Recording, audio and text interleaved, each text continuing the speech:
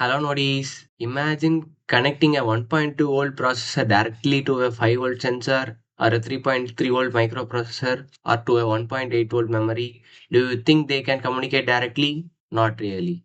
Different chips often operate at different supply voltages, and that's exactly where a level shifter comes in. You will find level shifters inside GPIO interfaces, memory interfaces, microcontrollers, FPGAs, display drivers, and almost every modern SoC.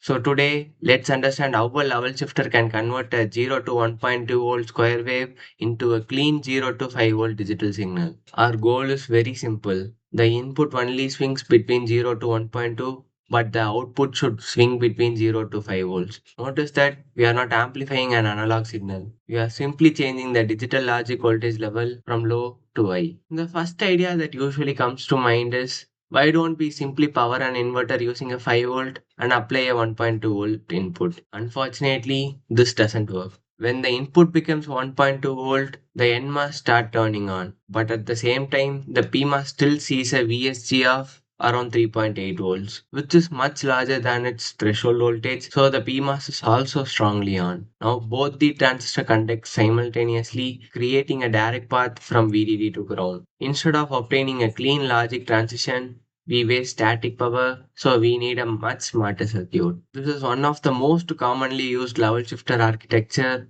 So if you observe carefully, the upper half is the PMOS cross-coupled pair, while the lower half consists of a NMOS transistor driven by a complementary input. Now let's understand its operation step by step. Initially, assume both inputs are at low. Since both NMOS transistors are off, neither the output has a discharge path to ground. And since these two voltages are at zero voltage level, the PMOS turns on and the cross-coupled PMOS pair therefore pulls both the output nodes to 5 volts. This becomes our initial condition. Now, suppose the input becomes 1.2 volt and its complement remains at 0 volt. The left NMOS now turns on, pulling the left node towards ground, and this node starts falling. As this node starts falling, the gate voltage of the opposite PMOS also falls, making the PMOS turn on even order. It quickly charges the opposite output back to 5 volt. Now, this positive feedback is also called as regeneration, which forces one node completely low and the other node completely high. Now let's try to reverse the signal. The right NMOS now turns on while the left NMOS is off, which immediately strengthens the left PMOS. Once again, regeneration takes over and the outputs swap their state. As long as the input keeps toggling, the output becomes clean 0 to 5 volt digital signal. So now let's try to simulate this in Cadence and verify whether we are getting our level shifting output.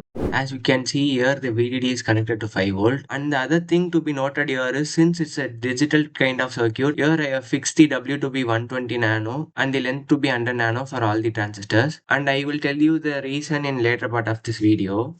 And the other important thing to note here is, I have used the high voltage transistor version of both the PMOS and NMOS here because we are handling with voltage that is higher than 1 volt. So if we have a voltage that has to be operated above 1 volt, we have to go for this high voltage transistor. So here from this you can see the list of options available. So here from this we can see there is a 3 volt version, the high voltage transistor version, and the 2 volt versions. So you can choose your transistor version accordingly. And here for the input, the pulse is oscillating between 0 and 1.2 volt, and the period is set to be 10 micro, and the pulse width is set to be 5 micro for 50% duty cycle, and the input is connected to a inverter pair where the VDD of the inverter is set to be 1.2 volt. Now let's try to simulate it and verify whether we are getting our level shifted output. So go to launch ADL. Choose your analysis as trans. Here, since the input period is 10 micro, I want 10 types of the wave. Here I am fixing my stop time to be 100 micro. Click OK. Now choose your input and output node. Press escape in your keyboard and now run your simulation. So from this you can see, for a 0 to 1.2 volt input swing,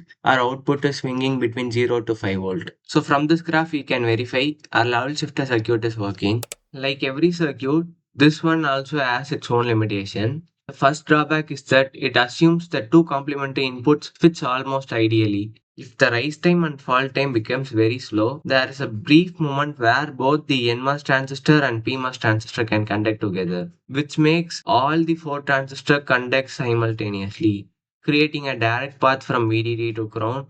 This creates an unnecessary power consumption, often called a short circuit current. That's why practical level shifter are carefully designed to minimize this transition period. One more thing I would like to mention is that since it is mainly a digital circuit, I didn't discuss the WL ratio of the transistor in this video. Our focus was only on understanding the working principle.